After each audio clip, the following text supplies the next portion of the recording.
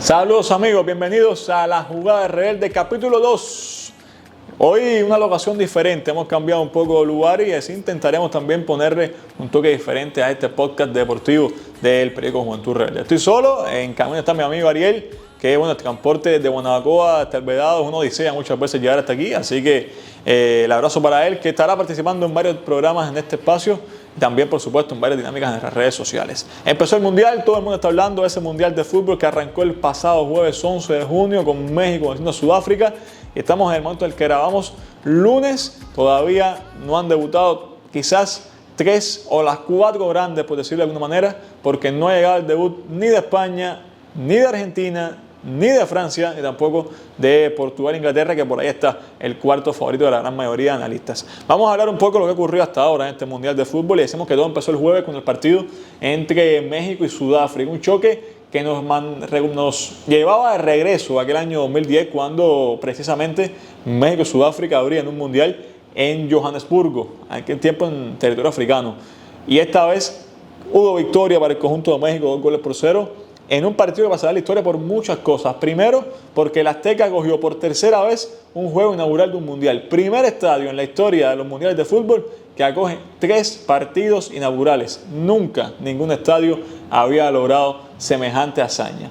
También pasó la historia porque por primera vez México en un partido inaugural gana ese choque. Había perdido, había empatado, había jugado 9 veces y nunca había podido ganar su partido inaugural. Y esta vez lo hace con un 2-0, con goles de Julián Quiñones y también un tanto de Raúl Alonso Jiménez. Y bueno, también pasó la historia por ser el partido inaugural con más tarjetas rojas en la historia de los mundiales.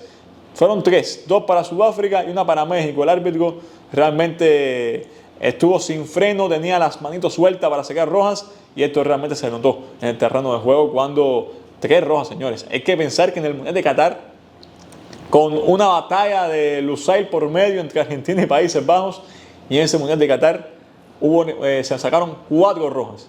Y en el primer partido ya fueron 3. Es increíble realmente pensar hasta dónde puede llegar el límite de rojas en este Mundial de Fútbol. Ese mismo jueves se enfrentaron Corea del Sur y República Checa, donde los checos se adelantaron con un gol de cabeza y bueno, Corea del Sur, sacando el ímpetu asiático, remontó para vencer 2-1 e igualar en el primer lugar con México, cerrando ese grupo A con México como líder por ahora con 3 puntos y un +2 de diferencia de goles. El conjunto de República de Corea con 2 goles a favor, 1 en contra, +1 de diferencia de goles y también 3 puntos a favor. Llegaba el viernes y se jugaban los 2 partidos inaugurales restantes. Canadá enfrentaba al conjunto de Bosnia y Herzegovina. Los europeos marcaban el primer gol muy temprano, parecía que se llevarían la victoria, pero los canadienses sobre el 80 con la entrada de Zay Larin empatan el partido y permiten que así sumen los de la hoja de Arce su primer punto en la historia de los mundiales. Esto es un suceso histórico y además llevaban 6 partidos jugados en mundiales, 6 derrotas.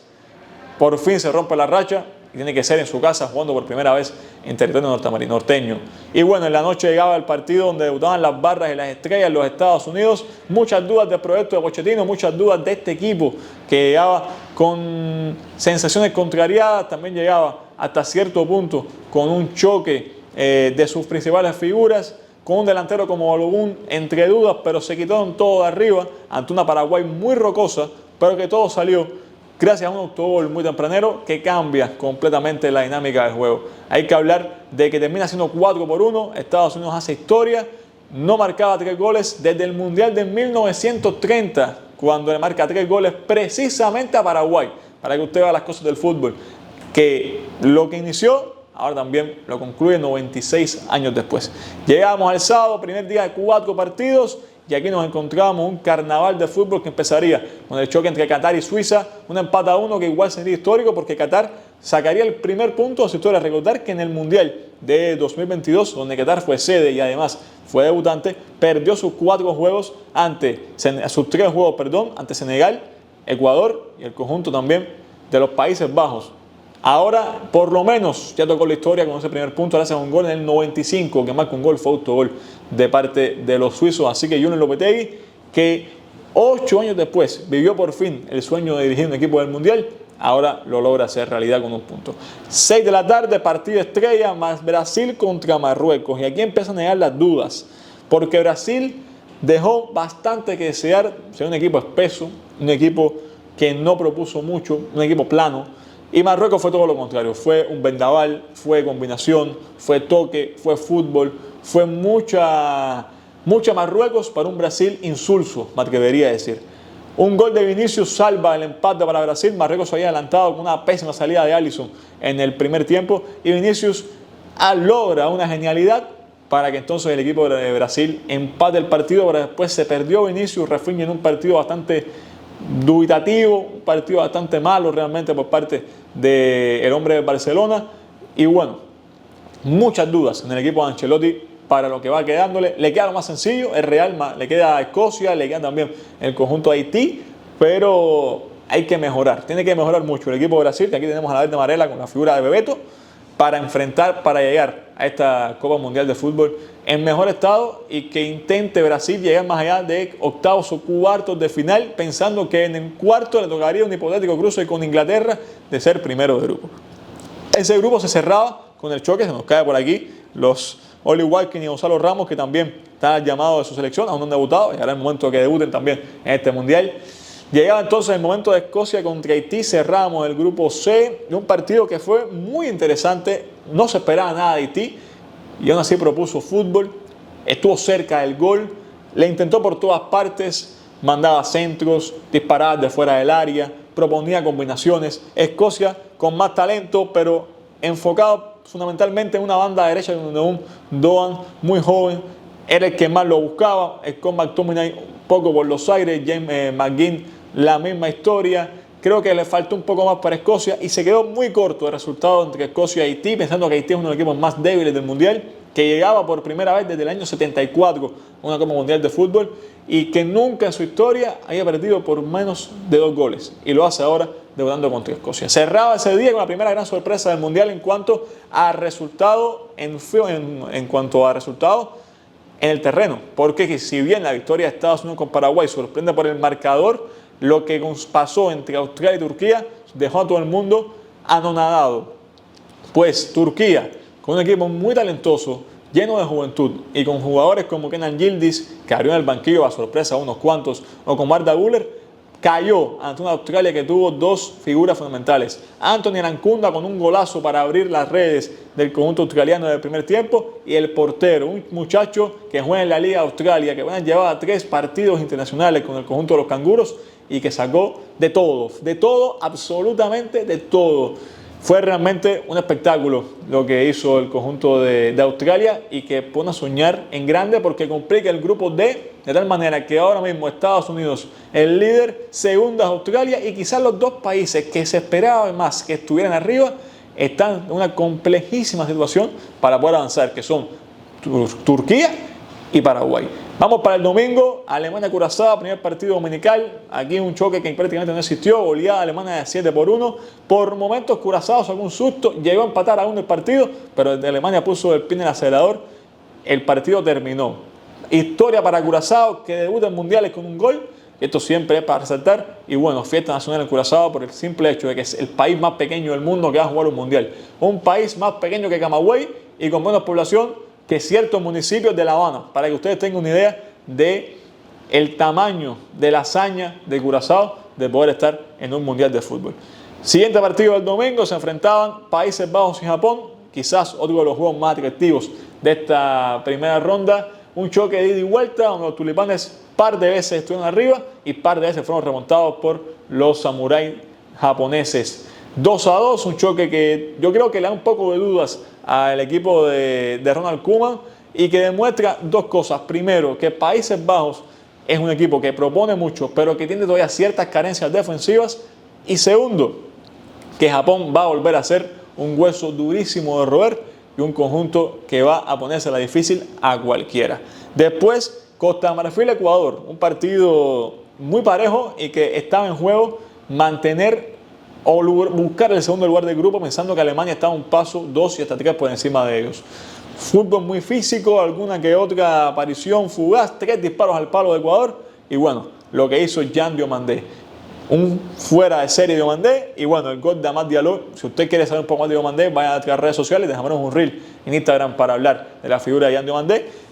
El gol fue de Amad Diallo, el hombre del Manchester United, a la altura del 89 de partido.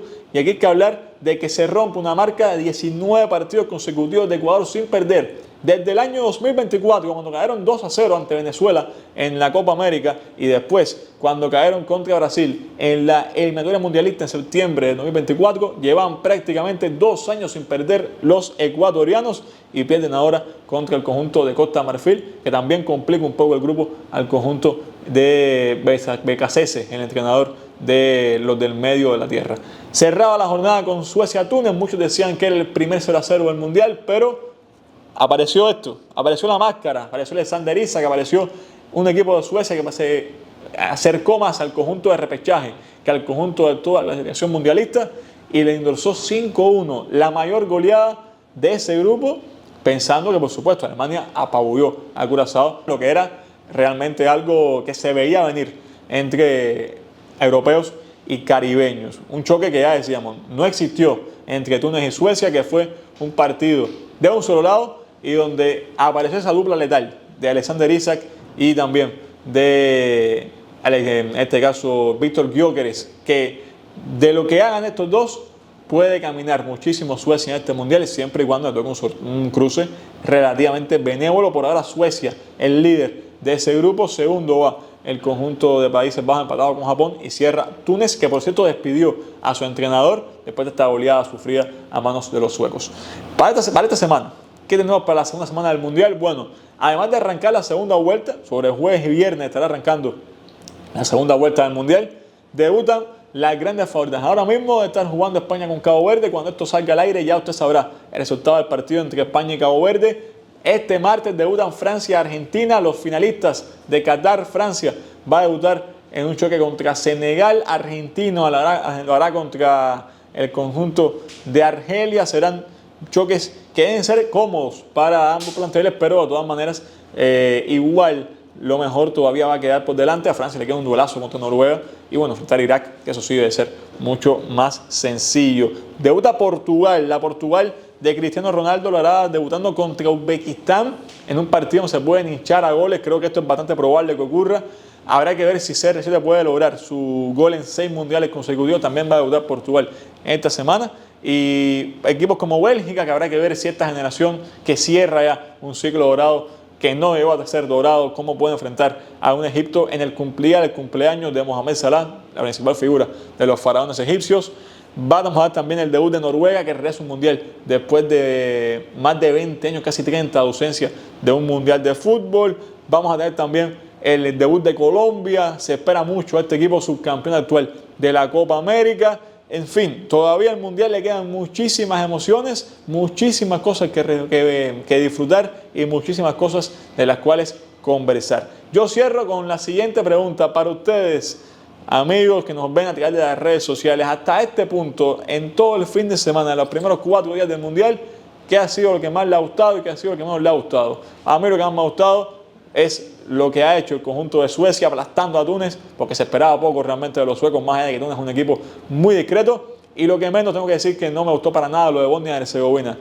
Pudo hacer mucho más de lo que fue y terminó sucumbiendo, dejándose llevar por un conjunto de Canadá que es infinitamente inferior a los europeos. Hasta aquí esta emisión de La Jugada Rebelde. Gracias por estar con nosotros. Volvemos la semana que viene para seguir hablando del Mundial de Fútbol aquí en YouTube y en todas las redes sociales. Dejaremos rir en toda la semana ahí en Instagram, también aquí en YouTube, en Facebook, en fin. Mucho se hablará de fútbol porque el Mundial se vive intensamente con Juventud Rebelde.